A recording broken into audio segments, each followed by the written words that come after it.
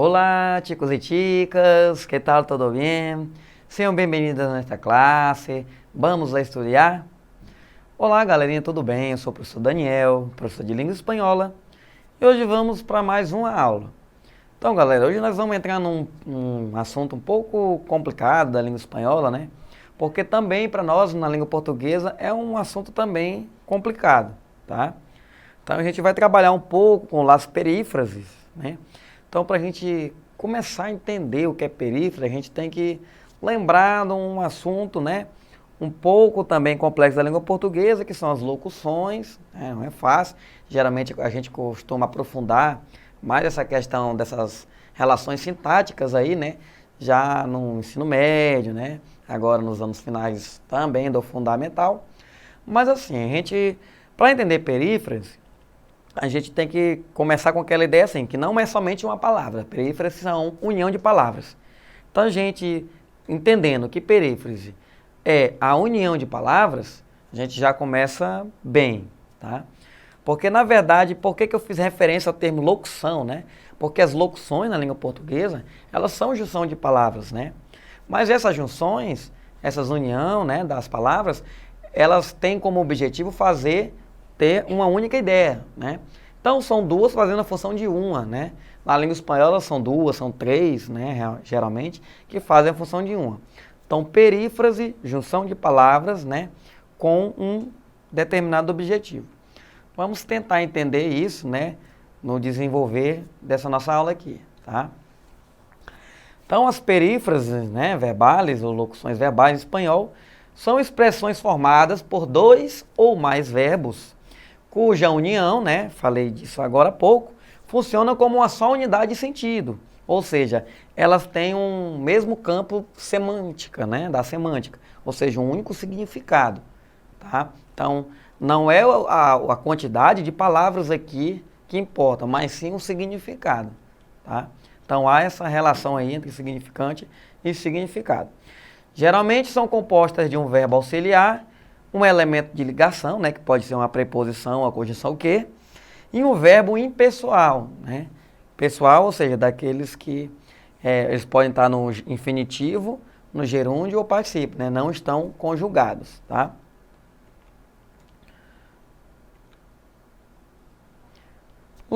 Aí já as perífrases de obrigação, né, que são as perífrases de obrigação, que são essas destacadas em vermelho, aí que, né, tiene que e deve expressam obrigação ou necessidade direta ou indireta, né?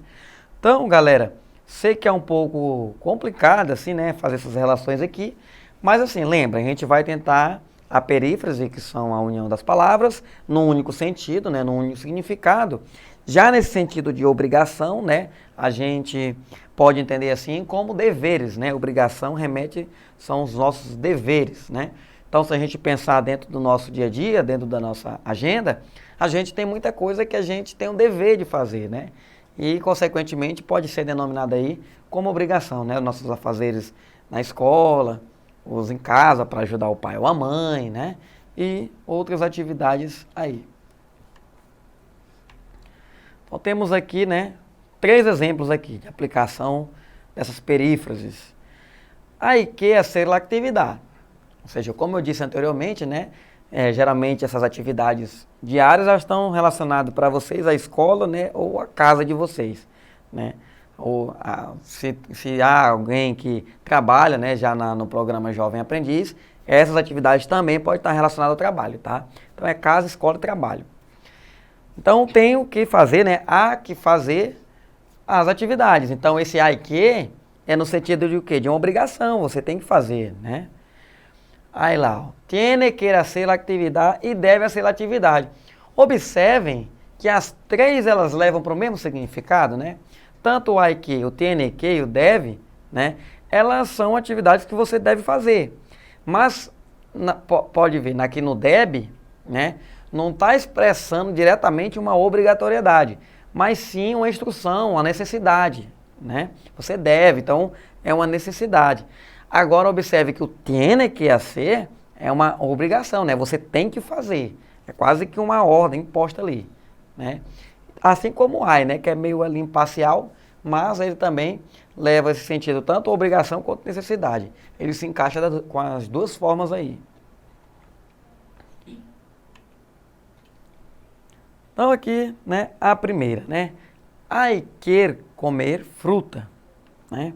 Então esse ai que aí, né, ele indica, né, uma necessidade, né? Ou seja, o nosso corpo, para o nosso desenvolvimento físico, né, ainda mais nessa idade de transição aí, né, entre a adolescência e a vida adulta, o período de puberdade, é indicado, né, há essa indicação, que na verdade seria até uma obrigação, mas não é obrigação porque se você deixar de comer, ninguém vai lá, né, vai fazer nada, né, você vai ser preso por isso, mas que é uma necessidade fisiológica e você pode até adoecer, pode, né? Então comer frutas aí é um hábito diário que devemos fazer, devemos comer para poder ter o nosso desenvolvimento aí, né? Tanto o sensório motor, o cognitivo, né, o próprio desenvolvimento físico e, por que não, até dizer emocional, tá?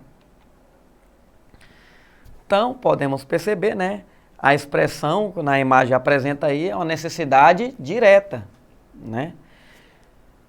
Observe, tiene que aplicar-me situação de obrigatoriedade, ou seja, esse ai, se eu colocasse o tiene, seria obrigação, né? Você tem que comer. Então seria uma ordem direta.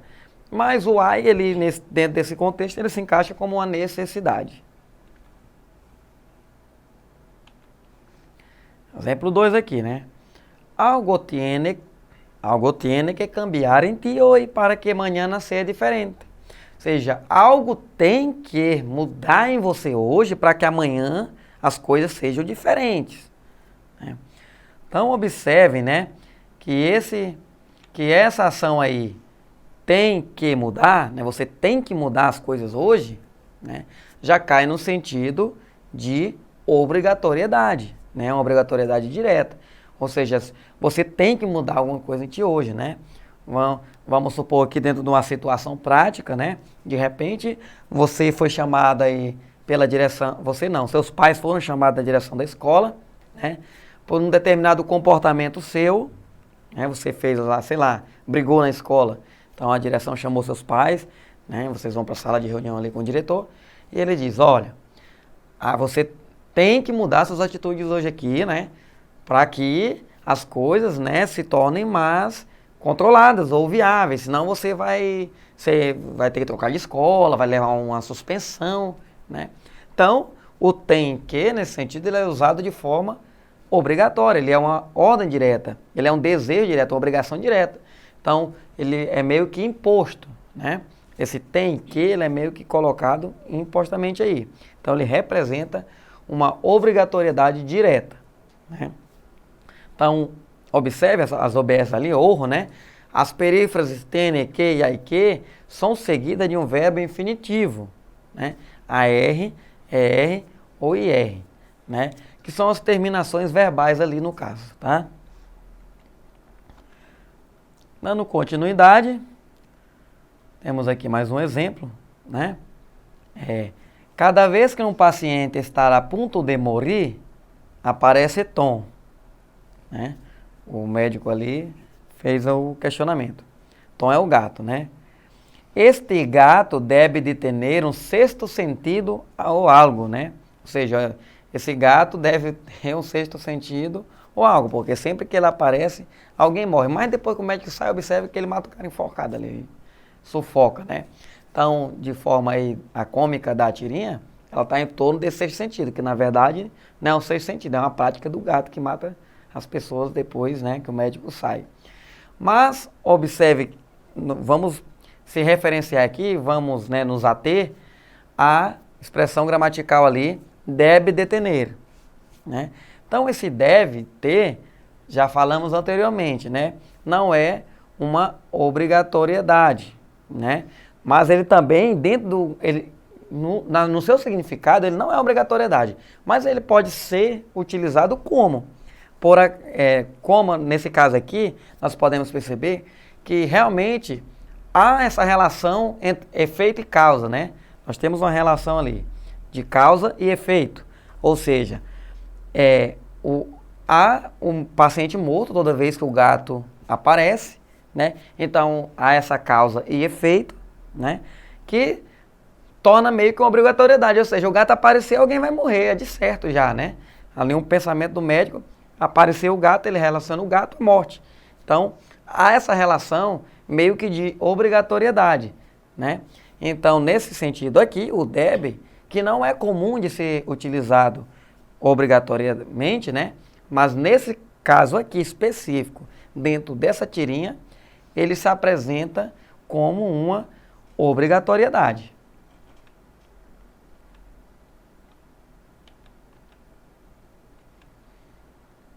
Aí temos aqui, né? As perífrases também têm a ideia de dar conselhos, né? Então, há também essa relação aqui, né? Sugestões, conselhos. Há que ser exercícios físicos, né? Então, observe que aí dentro desse contexto, ela está mais no sentido de aconselhar, né? Seria a mesma coisa de dizer, ai que estudar, né? Ai que obedecer teus pais. Então, dentro desse contexto aqui, ele está dando conselhos.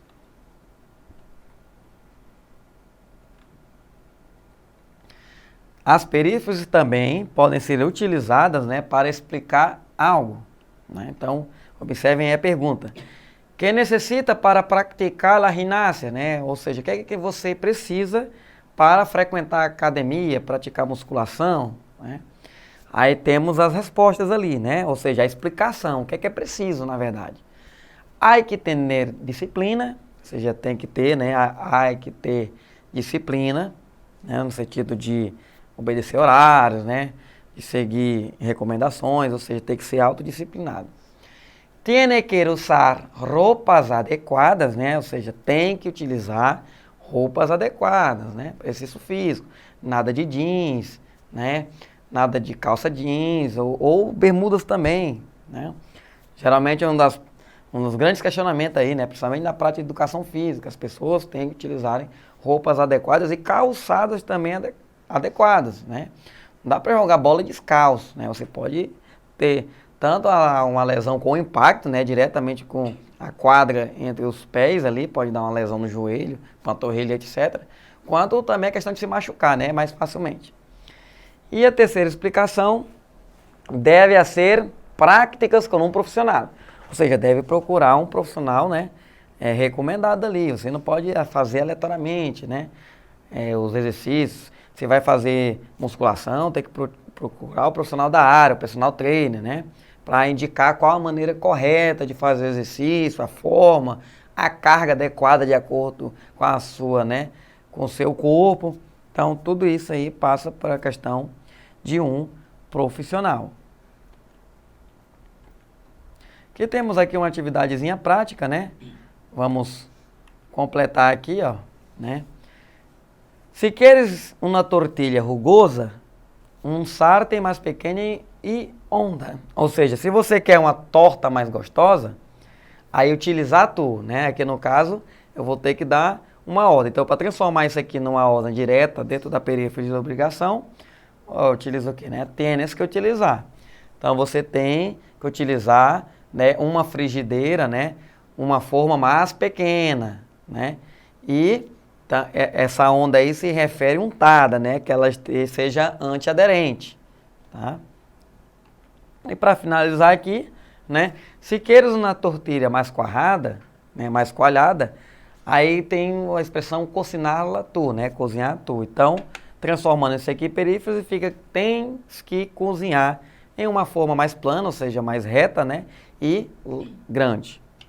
Aqui chegamos ao final de mais uma aula. Não esqueçam de acessar a plataforma Eduque. Adiós!